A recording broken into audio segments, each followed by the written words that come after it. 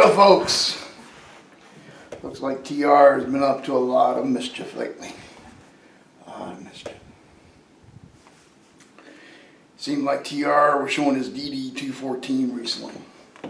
And there was a big yellow thing. Here's my DD214. I'm going to cover up my private information. Just do a little Tony Mullins for a second. See, this is my DD214, bottom part, right? See, at the bottom, it has a thing that says like discharge, honorable, code of re-enlistment, re-entry code, and a lot more. Reason for separation, and so on and so on and so forth. Guess what section the TR has blank? Nulled over like an electronic dot work. Doesn't even have it on there. Makes me wonder. Makes me wonder. Sort of like Tony Mullins this way. Sort of gives me a little joke. Yep. And TR, what are you going to do about that whole Section 2 thing on that rapid visa form of yours?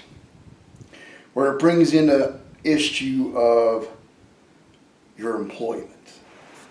5 years history of employment. It wants to know.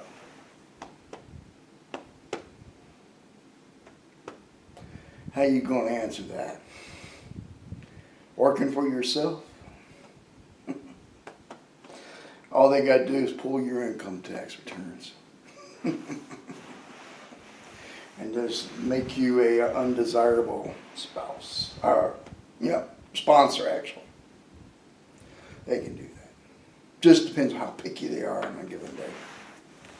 So how are you going to sponsor somebody when you can't provide for yourself? Hey, I had to go out and get a house for mine. And I tell you one thing, she's high class. She's definitely not cheap.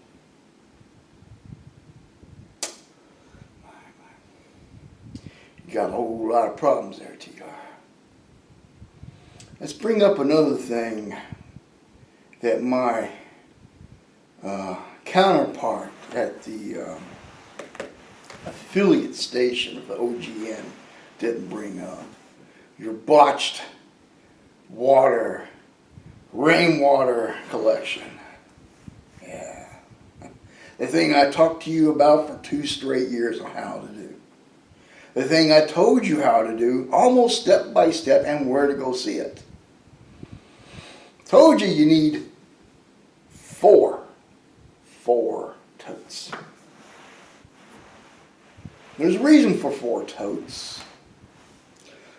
You're going to be getting in, and I've already done the calculations, it's on the laptop here, and I'm sort of arguing over some of the figures because I think it's insane. But I'm saying kind of conservative numbers, I'm saying that you should be getting around 350 gallons per rain, roughly.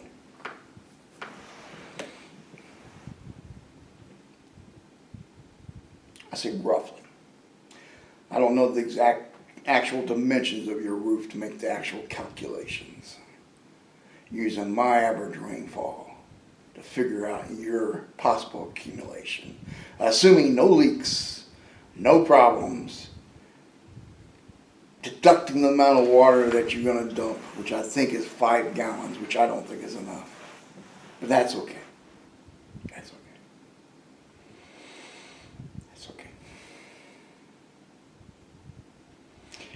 4 tanks would give you pressure.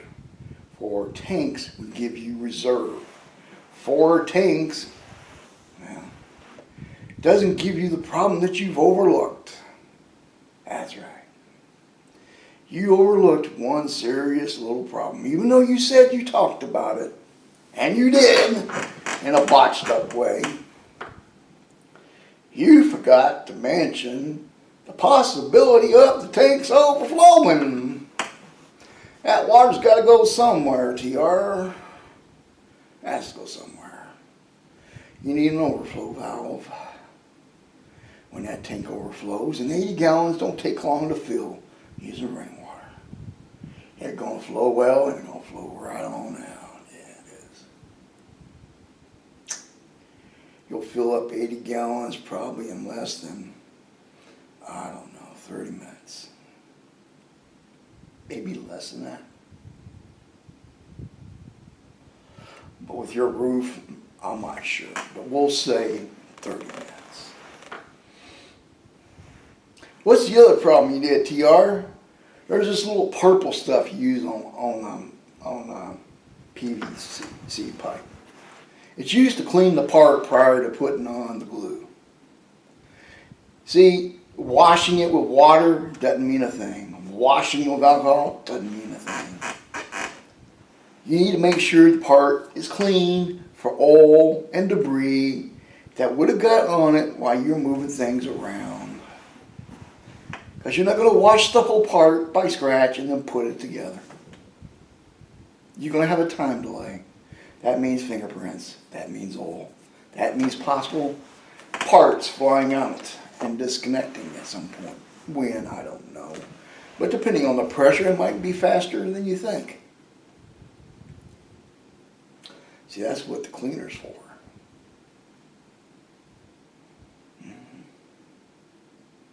Yes, it is. Oh, what was the other mistakes you made? Let's see, you get no pressure, you get no overflow relief. You're going to use some type of QD thinking that you'll catch it in time to QD it.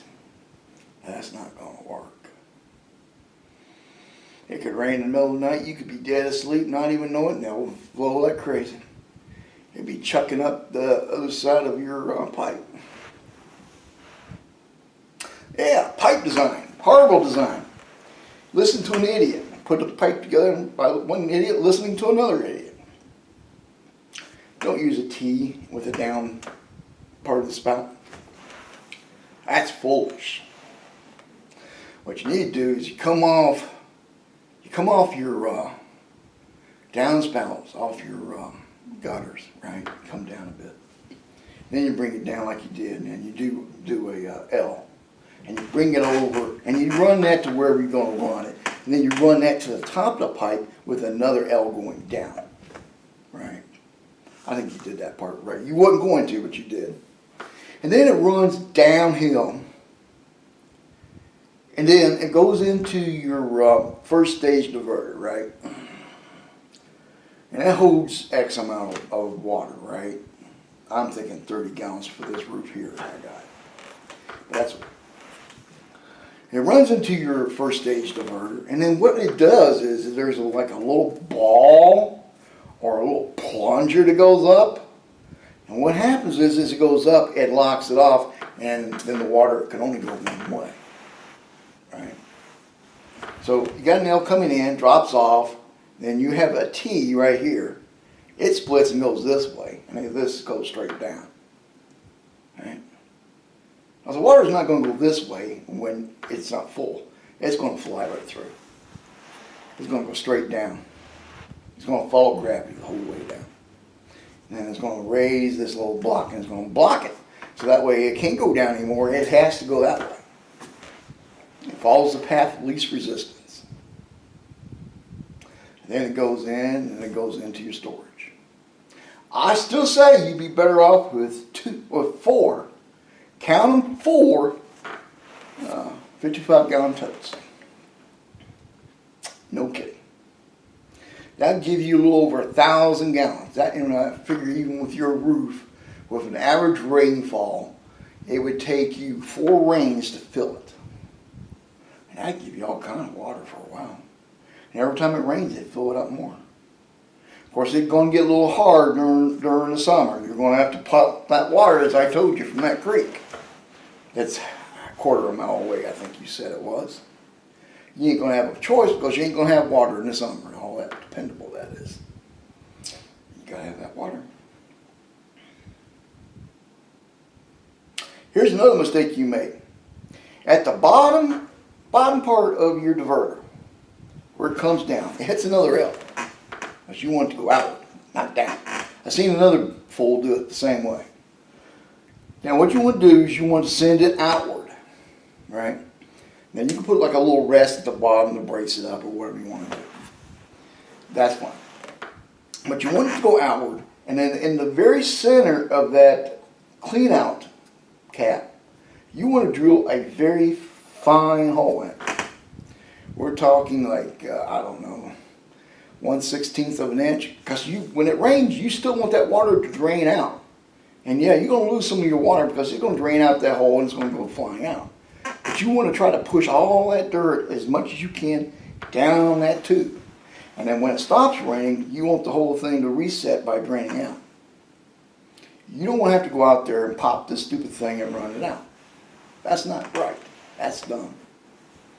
Because it can rain, stop for 2 hours, rain again, stop for 2 more hours, and rain again. And you could be sleeping the whole time. So you still got dirty water in there and you still ain't moved out. Not very intelligent. Not very bright.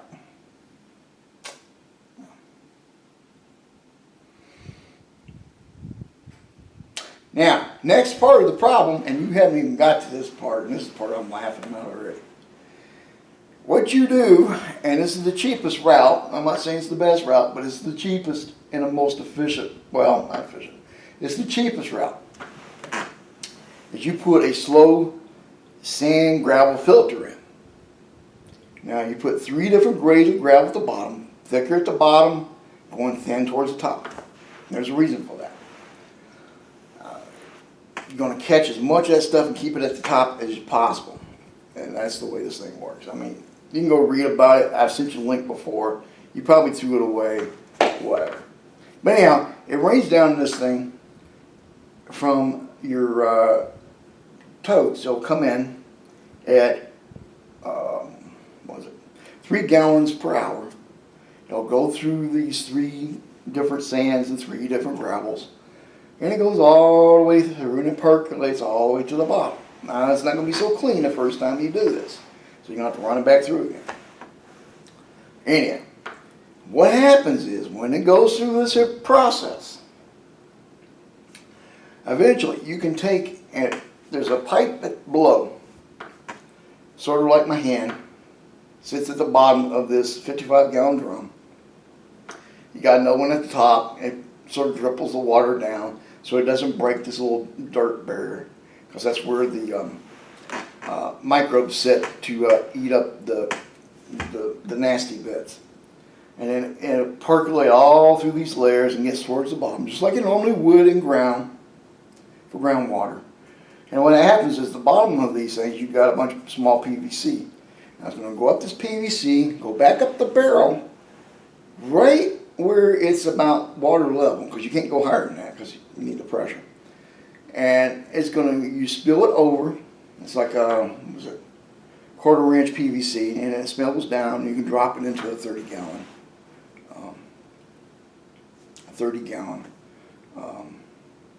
barrel, and you hold it there.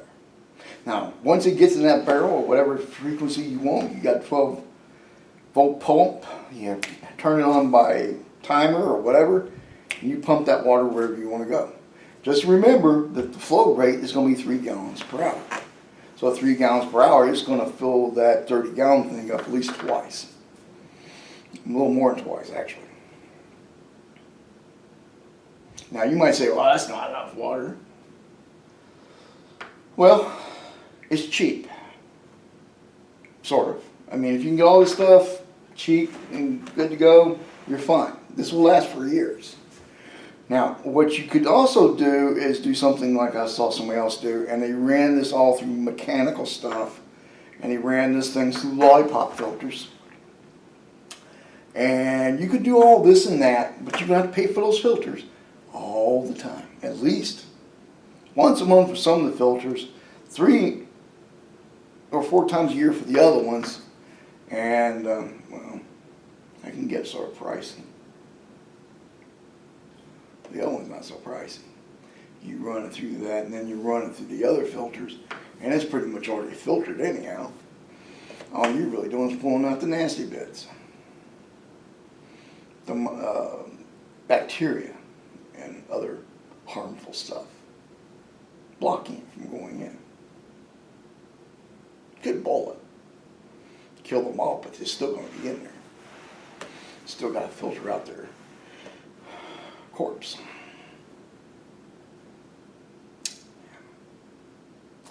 I say, TR, you know about as much about rainwater collection as you do about solar.